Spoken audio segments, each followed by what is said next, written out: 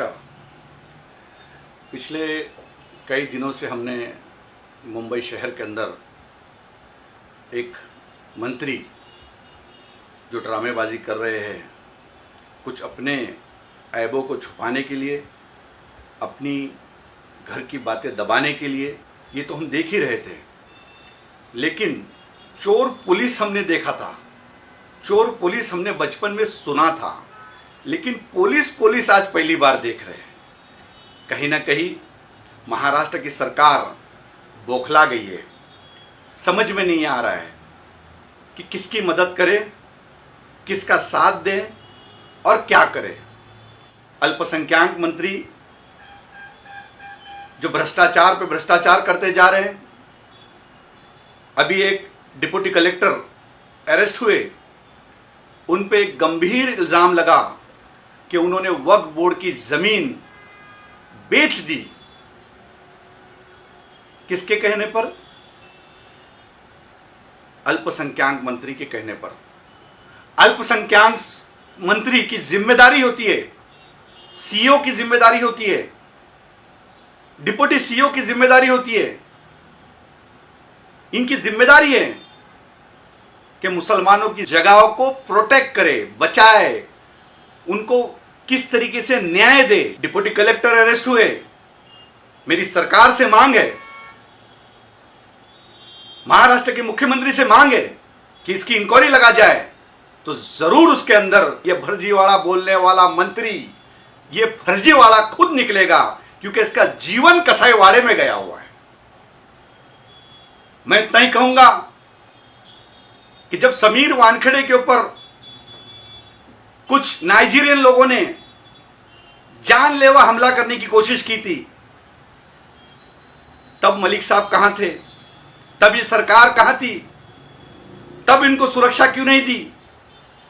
जब हमारे बच्चे, मुसलमान बच्चे मुंबई शहर के अंदर, इस महाराष्ट्र के अंदर ड्रग्स का शिकार हो रहे थे, स्टूडेंट हमारे ड्रग्स का शिकार हो रहे थे, और ये ड्रग्स माफिया को पकड़ने के लिए हमारे कई उलमा रास्ते पे उतरे, दरगाह पे उतरे, हजरत मोइन मियां जैसे लोग उतरे और उसको रोकने का काम किया। उसके अंदर सबसे अहम रोल, अगर इनको रोकने का काम किया तो समीर वानखेड़े जी ने किया। तब क्यों सरकार चुप रही? तब क्यों नवाब मलिक चुप रहे? मेरा सवाल है उनसे। कुर्ला के बच्चे को पूछो, उनके मतदार संघ के बच्चे को पूछो। मैं उनसे कहना चाहूंगा कि साहब, बहुत सारे लोगों का दुख है,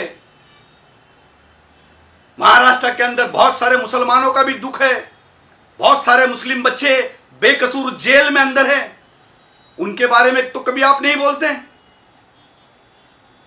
शाहरुख खान का बच्चा जब पकड़ा गया तो आपको दर्द हुआ। आपको शाहरुख खान के बच्चे का दर्द नहीं, आपके दामाद का दर्द है। आपके दामाद का दर्द आपको हुआ, और वो बदला आप एक अधिकारी के साथ निकालने के लिए सरकार का दुरुपयोग कर रहे हैं और कह रहे हैं कि मुसलमानों के साथ अत्याचार हो रहा है। शाहरुख खान का बेटा मुसलमान है, वो खान है, इसीलिए उसको अंदर डाला जा रहा है। मैं महाराष्ट्र के मुसलमानों से पूछना चाहूंगा, देश के मुसलमानों से पूछना चाहूंगा कि शाहरुख खान का बेटा क्या इज्तिमा में गया था या किसी दरगाह पे गया था? तो ऐसी पार्टी में जब गया तो ऐसी पार्टी में ऐसी सब चीजें होती है, तो अपने मां बाप ने अपने बच्चों को कंट्रोल में रखना नहीं चाहिए। जब पकड़ा गया तो मुसलमान का बच्चा अय्याशी कर रहा, तो शाहरुख खान का बच्चा। कहीं ना कहीं यह भी मुसलमानों को सोचना पड़ेगा। यह सोचने वाली बात है। एक अधिकारी को बार बार घेरे में लाकर पूछा जा रहा है कि आप गलत हो, आपके साथ इतने लोग थे, आपके साथ उतने लोग थे, उसकी जेब में इतनी चरस थी, उसकी जेब में इतना ड्रग्स था। जहर छोटा हो या बड़ा हो, जहर जहर होता है। गुनाह छोटा हो या गुनाह बड़ा हो, गुनाह गुनाह होता है। अगर ये गुनाह करते वक्त अगर कोई पकड़ा जाता है, वो देश के गलत तरीके से जाके कोई गुनाह करता है, वो गुनाहगार होता है। वो किसी का भी बेटा होने दो, किसी का भी दामाद होने दो। मैं मलिक साहब से पूछना चाहूंगा कि ये सारा दर्द किस बात का है? अगर इतना दर्द मुसलमान कौम के लिए अगर आपने सोचा होता, आपके मतदार संघ के अंदर जो बच्चे बिगड़ रहे हैं उसका कारण आप हो, आपके मतदार संघ के अंदर जो चरस, गांजा, अफीम, ड्रग्स खुलेआम बिका जा रहा है, बेच रहे, उसके जिम्मेदार आप हो। आप जहां जहां जाओगे वहां वहां इस तरीके का प्रकार होगा, वहां वहां इस तरीके की चीजें बढ़ेगी। ये मैं दावे के साथ कह रहा हूं कि जिस आप कुरला में थे, जैसा फर्जीवाड़ा कहते, तो कुरला के कसाईवाड़े के एक एक बच्चे को पूछो कि नवाब मलिक कितना बड़ा फर्जीवाड़ा है, इसने क्या क्या किया है, कब्रिस्तान तक के नहीं छोड़ी। भंगार का तो छोड़ ही दो, सरकार का पूरा पूरा ध्यान है, केंद्र सरकार का पूरा पूरा ध्यान है, हर एजेंसी का पूरा पूरा आपके ऊपर ध्यान है। इसके बाद आपके जो रिश्तेदार जिस तरीके से लोखंड चोरी करते हैं, जिस तरीके से लूटने का काम करते हैं, उन सबको एक्सपोज करने का काम यह हाजी अराफात शेख करेगा। यह आपके साथ बोलने में मैं हिचकिचाऊंगा नहीं। बहुत सारी चीजें हैं, किस तरीके से एक सीईओ को वक्फ बोर्ड के ऊपर अपनी मर्जी के लिए, अपने स्वार्थ के लिए आपने बिठाया, और कितने ऑर्डर मालेगांव से लेकर, पुणे से लेकर, मुमरा से लेकर, ऐसे कहां कहां आपने महाराष्ट्र में ऑर्डर किया बिगर बोर्ड की परमिशन, बिगर कैबिनेट की परमिशन के आपने जो जो किया सब एक्सपोज करने का काम करेंगे। यही आपके सामने कहने के लिए आज हाजी अराफात शेख हाजिर हुआ हूं। कई दिनों से देख रहा हूं कि कुछ लोग अपने स्वार्थ के लिए, अपना गुस्सा उतारने के लिए एक अधिकारी के पीछे बार बार कह रहे हैं कि समीर वानखेड़े गलत तरीके से उसने फर्जीवाड़ा किया है।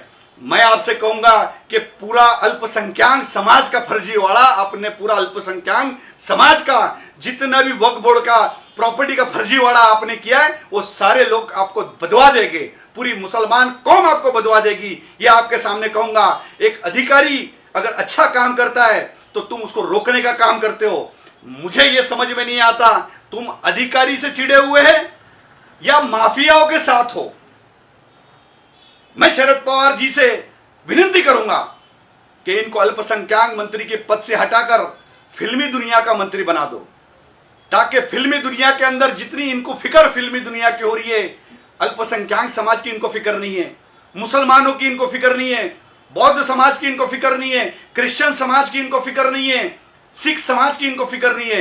इनको तो सिर्फ फिक्र है अपने दामाद की, अपने रिश्तेदारों की। इस फिक्र के नाते एक अधिकारियों को बार बार टारगेट करने का काम किया जा रहा है। आज तो सरकार ने तो हद कर दी कि एक अधिकारी के पीछे, एक जोनल डायरेक्टर समीर वानखेड़े के पीछे पुलिस का पहरा लगा दिया। ये इससे बड़ी शर्म की बात कुछ हो नहीं सकती।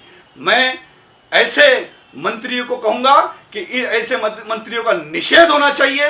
पूरे महाराष्ट्र भर जितने उलमा, जितने अल्पसंख्यक समाज के जो लोग हैं, नवाब मलिक का विरोध करना चाहिए। और जो चरस, गांजा, अफीम और ड्रग्स बेचने वाले को मदद करने वाले मंत्री को सरकार के बाहर हकाल पट्टी होनी चाहिए। ये मैं अल्पसंख्यक समाज के तरफ से, मैं खटीक समाज की तरफ से ये हाजी अराफात शेख आपके सामने मांग रखता है। जय हिंद, जय महाराष्ट्र, खुदा हाफिज।